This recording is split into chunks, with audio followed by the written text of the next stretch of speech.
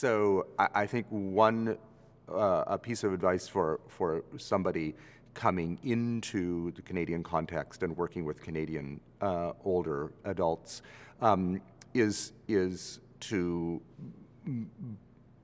if you've had an experience of an older person in your own life, a close neighbor, a beloved aunt or uncle or grandparent, continue to see that person in the person that you're seeing, and imagine how you would interact with that person, your aunt or uncle or granny, if she was lying in the bed in front of you, or if that's the person you were trying to help to get around their home or feed or whatever you're trying to do.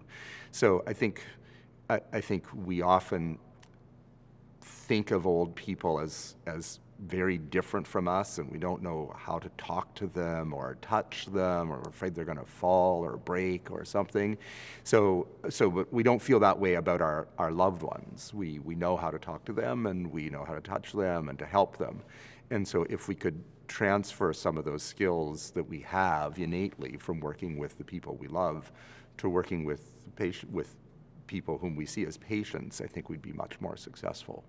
And what I think we know about Canadian society is that it tends to be quite compartmentalized, that unlike in a fully integrated life, we tend to work in one place, live in another, socialize in a third, do our physical fitness in a space that you go to do your physical fitness in. I don't want to idealize some kind of primitive, old agrarian society where we all lived in happiness together and worked and played. But we do, I think sociologists agree that Western society tends to be quite compartmentalized. And oddly, we seem to have not found a clear integrated role for older people in that highly compartmentalized society. Maybe it's because of the consumerist, capitalist nature of our society, that once you lose the ability to generate profit or capital, then your social value is lost. I don't know. But there is this idea that older people kind of get streamed out of the mainstream. And my observation of many other cultures is that just isn't the case, that from cradle to grave, all segments of a society tend to be more integrated, and each segment of the society is seen to be bringing value to the society as a whole. So I think that's something that people find quite surprising looking at North American or Canadian culture, when looking at it from the outside of where did all the old people go? They're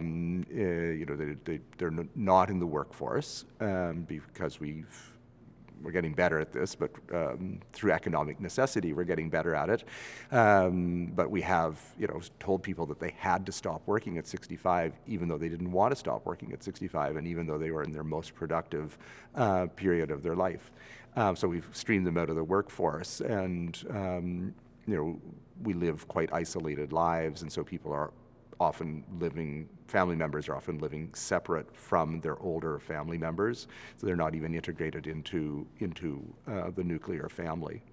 And I think people visiting or coming into Canadian society find that strange, because it is quite different from the culture that they may have come from. In Canada, we've kind of done things differently and segmentalized and compartmentalized all age groups.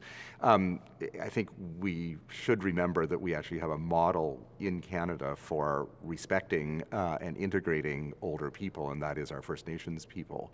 And so I think we have got a lot to learn from how older people are integrated into First Nations communities, and how they continue to be referred to as the elders, in the sense not just of the old people, but actually the people who have a respected and directing voice within the community to whom you look for direction and guidance.